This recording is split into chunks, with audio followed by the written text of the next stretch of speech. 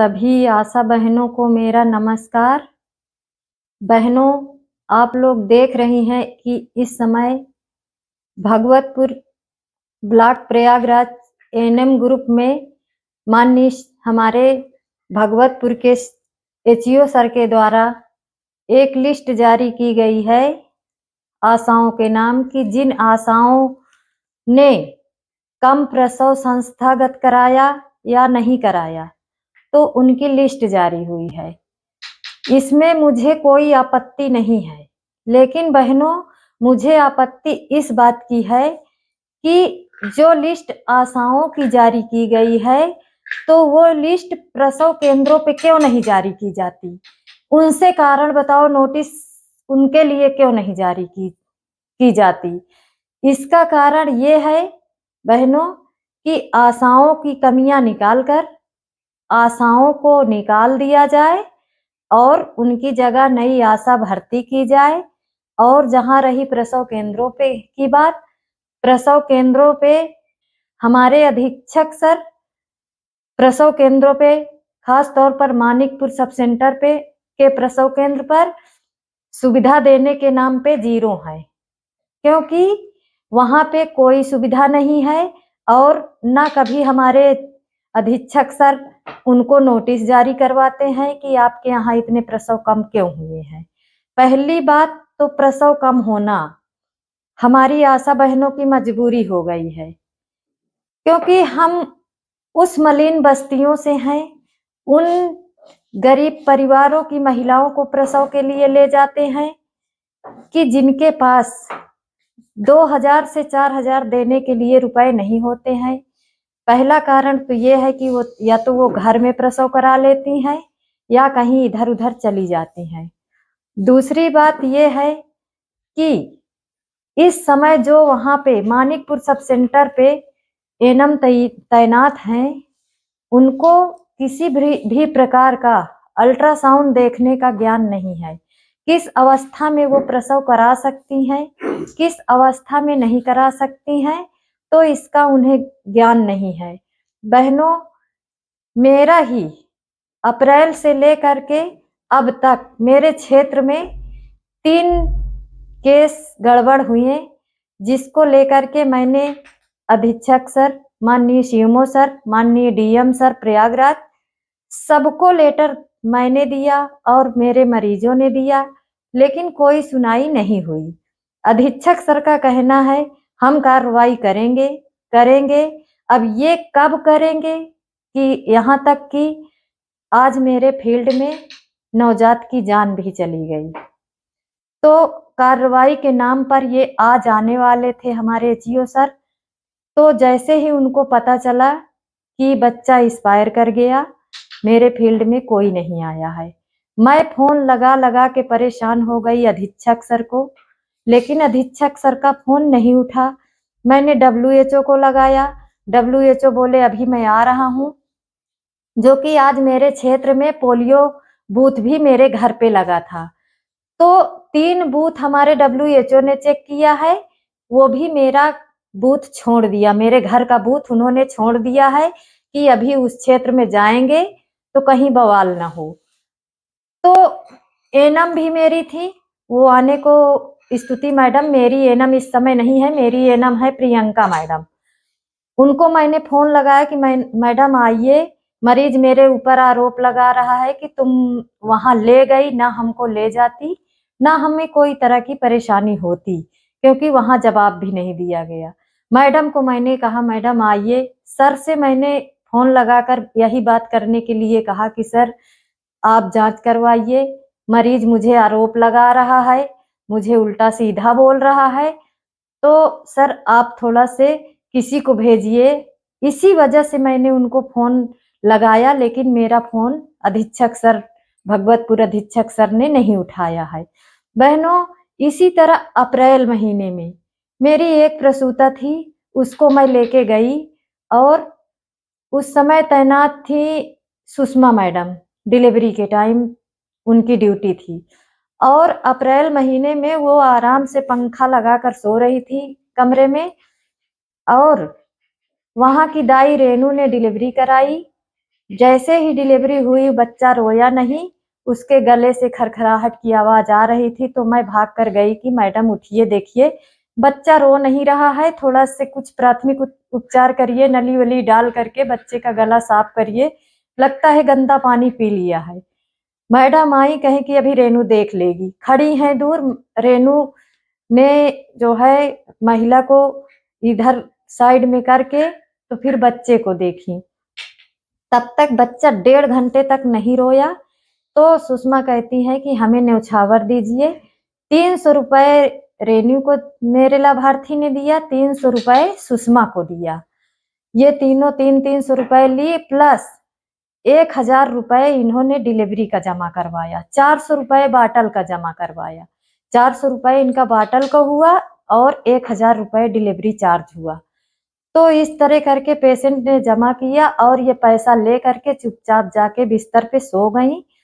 सुबह हो गई लगभग, बच्चा रोना शुरू किया, तो इसके बाद उसको झटके आने लगे। तो मैंने कहा मैडम इसकी हालत ठीक नहीं है, देख लीजिए एक बार, इसकी छुट्टी कर दीजिए, मुझे लेके जाना है, बच्चे को दिखाना है। तो ये जो है कहीं छुट्टी अभी रेनू कर देगी। इसके बाद मैंने कहा मैडम दवा तो दे दीजिए। तो ये कहती हैं कि ऐसा है, दवा नहीं है, जो है पैसे जमा कर दीजिए 1000 रुपए, और जो है जाके दवा लिख देती हूँ, बाहर से ले लीजिए। तब फिर मुझे गुस्सा लगी, मैंने दवा भी इनकी नहीं लिखवाई। मरीज ने कहा हम नहीं लिखवाएंगे, चलो। लेके बच्चे को हम डायरेक्ट एम्बुलेंस से चिल्ड्रन हॉस्पिटल गए। वहां के डॉक्टर ने जवाब दिया कि बच्चा हम नहीं रख पाएंगे, वेंटिलेटर की सुविधा नहीं है। फिर वहां से वो घर के लोगों ने उसको ले जा करके प्राइवेट में एडमिट किया। 9 दिन बच्ची एडमिट थी, नवजात बच्ची, जिसमें कि उसका 1.5 लाख रुपए लगा। मेरे कोई अधिकारियों के फोन करने के बावजूद, वहां भगवतपुर जा करके शिकायत करने के बाद कोई जांच नहीं हुई कि इन्होंने क्या किया क्या नहीं किया। अभी टीके के बारे में, जुलाई महीने में टीका लगा बच्चे को और बच्चा दूसरे दिन से ब्लेड की उल्टी करने लगा। उसका आरोप ये हुआ कि तुमने टीका लगवा दिया, बच्चा ब्लेड की उल्टी करने लगा। इसकी भी शिकायत मैंने किया कि सर देखिए 3 दिन हम लोग परेशान थे, लेकिन कोई हमारा अधिकारी बच्चे के फील्ड में नहीं आया। पहले बहनों ये बताइए कि एक टीका नहीं लगता है तो ये हमारे सारे WHO अधिकारी सब हमारे लिए मुसीबत बन जाते हैं कि ये बच्चा छूटा कैसे। तो कोई परेशानी होती तो हमारा अधिकारी क्यों नहीं आ रहा है, हमारे फील्ड में आने से उसको क्यों डर लग रहा है? डर इसलिए लग रहा है कि हमारे ही विभाग के लोगों के द्वारा मरीजों के साथ गलतियां होती हैं, की जाती हैं, और हम जाएंगे तो फंस जाएंगे। तो इसीलिए हमारे अधिकारी हमारे फील्ड में नहीं आते। आते कब हैं? जब इनको आशा की गलती नजर आती है, एक बच्चा बुलाने से छूट जाता है। तो बहनों, मेरे क्षेत्र में एक प्रसूता थी जिसका अल्ट्रासाउंड 12 नवंबर को हुआ था। 12 नवंबर की अल्ट्रासाउंड रिपोर्ट में उसका बच्चा 3 kg 660 ग्राम का था। 12 नवंबर की रिपोर्ट में 3 kg 600 ग्राम था और उसको प्रसव पीड़ा हुई 4 दिसंबर को। 4 दिसंबर को मैं लेके गई, पहला बच्चा था। और उसको, उसकी रिपोर्ट को सावित्री ने देखा। देखने के बाद बोली कि ये हो जाएगा। तो फिर सुबह जब रिपोर्ट शिल्पा CHO आई, उन्होंने बुला करके रजिस्ट्रेशन किया और उनकी रिपोर्ट देखी तो उन्होंने कहा पानी कम है। तो 1 महीने पहले की लगभग रिपोर्ट में अगर बच्चा 3 किलो 600 कुछ ग्राम है तो 1 महीने में 4 kg का तो हो ही जाएगा, 4-4.5 kg का। तो क्या इनको इस अवस्था में नॉर्मल प्रसव कराना चाहिए? अगर ये जवाब नहीं दे रही हैं तो मरीज को लेकर मैं कैसे दूसरे हॉस्पिटल जाऊं? और इन्होंने प्रसव करा दिया जबरदस्ती, और वो बच्चा पैदा हुआ, रोया नहीं। और मैंने अपने अधीक्षक को फोन लगाया, 20 कॉल किया, मेरे अधीक्षक फोन नहीं उठाए। BCPM को किया, उन्होंने नहीं उठाया। HEO सर का फोन उठा तो उन्होंने कहा ठीक है, वो आज की डेट में बोले थे कि हम आएंगे, लेकिन आज की ही डेट में मेरे लाभार्थी का बच्चा एक्सपायर कर गया। मैंने जैसे ही उनको बताया तो उन्होंने भी अपना आने का प्रोग्राम बदल दिया। मेरे ही फील्ड में आज, मेरे ही घर पे आज बूथ लगा हुआ था, पोलियो बूथ, और मेरे ही गांव में और 2 बूथ लगे थे। 3 बूथ मेरे गांव में लगे थे। WHO को जैसे ही पता चला कि बच्चा एक्सपायर कर गया, उन्होंने 2 बूथ चेक किया और मेरे फील्ड का बूथ उन्होंने छोड़ दिया। मतलब हमारे अधिकारियों को ये डर लगता है कि आशा जाए मरे फील्ड में, गलती किसी की हो, आशा जाए मरे।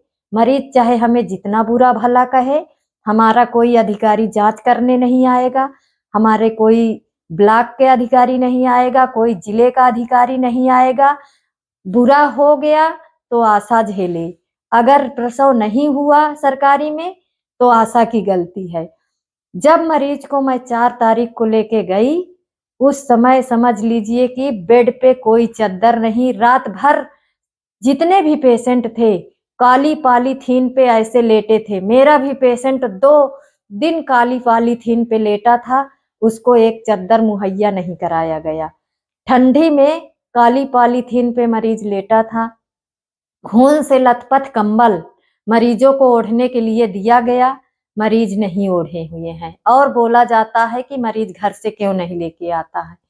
तो सरकारी के नाम पे जब सुविधा नहीं है तो संस्थागत प्रसव नहीं होगा। और दूसरी बात बहनों, मैं आपको ये बताना चाहती हूँ, कोई अधिकारी हमें चाहे जितना बोलेगा कि तुम फील्ड में जा करके जबरदस्ती प्रसव कराओ, संस्थागत कराओ, ये तुम्हारी जिम्मेदारी है, तो हम लोग भी यही लिखित में देंगे कि कोई सुविधा नहीं है, हम संस्थागत प्रसव की कोई जिम्मेदारी नहीं लेंगे, क्योंकि ना हमारे मरीजों के पास पैसा रहता है 1 से 5,000 रुपए देने के लिए, और वहां प्रसव केंद्रों पे ना एक चद्दर रहता है। बताइए, मेरे पेशेंट को 2 बाटल लगाया गया, जिसमें कि 800 रुपए बाटल का, 2 बाटल का 800 रुपए मांगा गया, न्यौछावर अलग मांगी गई, काउंटर के नाम पे अलग मांगा गया। कुल मिला के मेरे लाभार्थी से बोला गया, इस अवस्था में जिसका बच्चा इतना गंभीर है और हॉस्पिटल में एडमिट है, उस बच्चे की माँ से, दादी से ये बोला गया कि 1800 रुपए हो रहे हैं। तब लाभार्थी की सास आके बोली कि देखिए आशा दीदी 1800 रुपए मांग रहे हैं। तो मैंने जाकर के सावित्री दीदी से यही कहा एनम से कि मैडम 1800 किस बात का आप मांग रही हैं। तब उन्होंने कहा तुमको पता नहीं है क्या कितना लगता है। फिर भी मेरे मरीज ने 1000 रुपए दे दिया है। तो बहनों, आप लोग किसी भी प्रकार के दबाव में मत आइए। मरीज की जहां इच्छा होगी वो प्रसव कराएगा, नहीं कराएगा, फील्ड में आके जांच करें हमारे अधिकारी, हमारे प्रयागराज के सीएमओ, कि किस वजह से संस्थागत प्रसव हो रहे हैं कि नहीं हो रहे। ये आशा की गलती है या हमारे ब्लॉक के अधिकारियों की गलती है या एनएमओ की गलती है। जब तक हम लोग अपने फील्डों की जांच नहीं करा लेंगे, कितनी हमारी आशा बहनें प्रताड़ित हैं, इसमें सब बहनें हमारी सपोर्ट करें। वरना जैसे ही अभी नेवादा ब्लॉक की 13 आशाओं पे आरोप लगा करके उन्हें निकाल दिया गया है, इसी तरह भगवतपुर ब्लॉक में हमारी बहनों को निकाल दिया जाएगा और हमारी बहनें कुछ नहीं कर पाएंगी।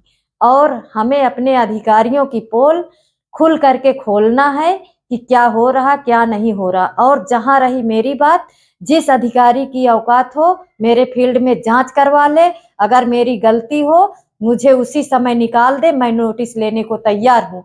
और अगर नहीं है मेरी गलती तो समझ लीजिए कि मैं इन अधिकारियों की नौकरी खाने को भी तैयार हूँ। मैं न डरती हूँ, अगर मैं फील्ड में काम करती हूँ तो मैं किसी से डरूंगी नहीं। धन्यवाद बहन।